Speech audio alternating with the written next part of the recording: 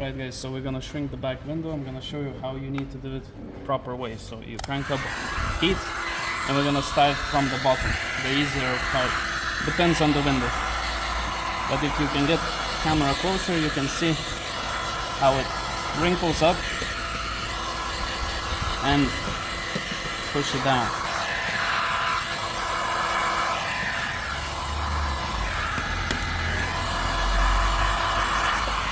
Any place to the, if you get one of these type of lines, don't bother with them for the moment. Better put it around and then shrink it again, because it means you just a little bit over shrank, or it's tight on this edge and it's like pulling on it, so it's not laying flat. But you can do that afterwards.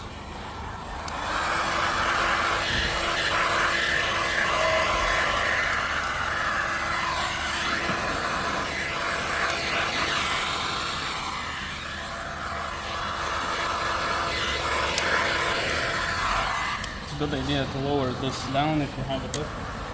This becomes shrinking.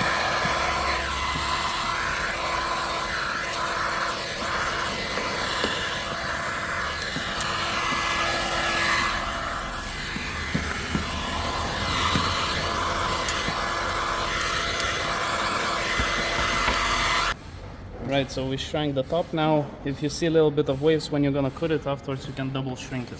So it's not very important, similar to this part. I'm not really worried when I'm gonna cut it around, I'm gonna double shrink it.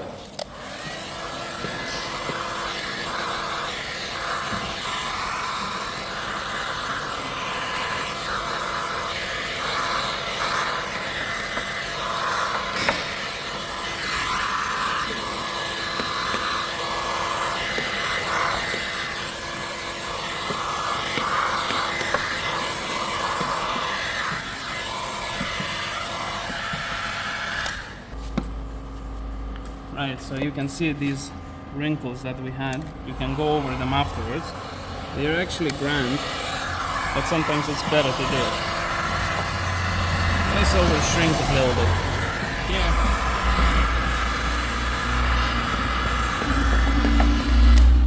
Remember one thing, the window film don't shrink sideways, only down to the top.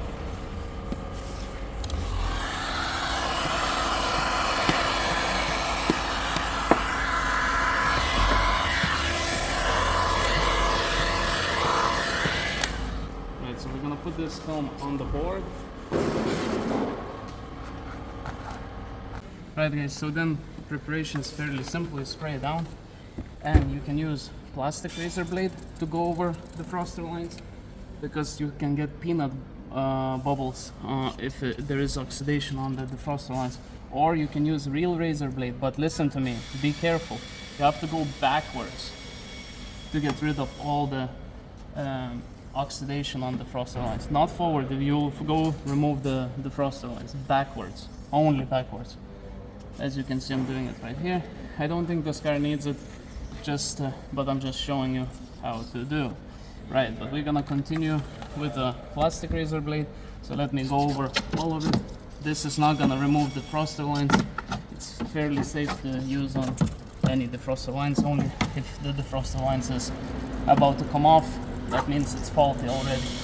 After you went over with a razor blade, good idea is to get just a cloth and go around all the plastics before you're gonna remove the water from the window. So spray it down a little more, and now just use this type of squeegee to get rid of all the dirty water from the glass. Now, spray down when it's all clean. Not too crazy. Spray down this for static, because it's static, it attracts dust. Spray it down fairly quickly. Take it from the bottom and carry it. Position your hands properly, or if you're doing it first time, get some help. Get some help.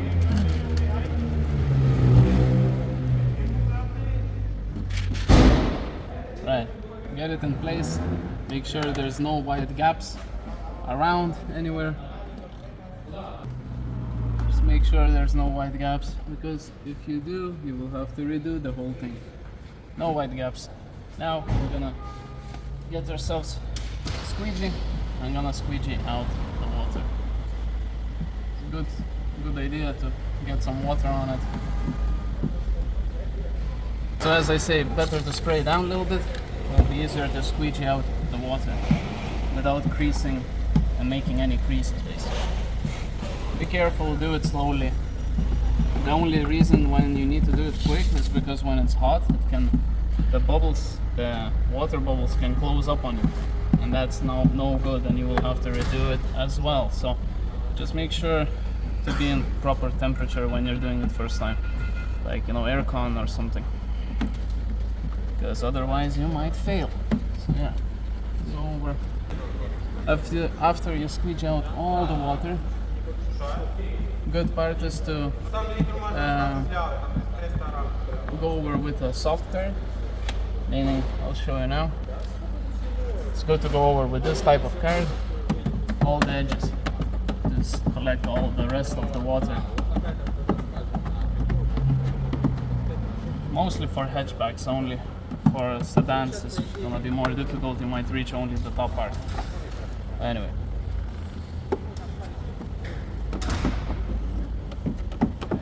Let me finish this off and I'll show you how it looks.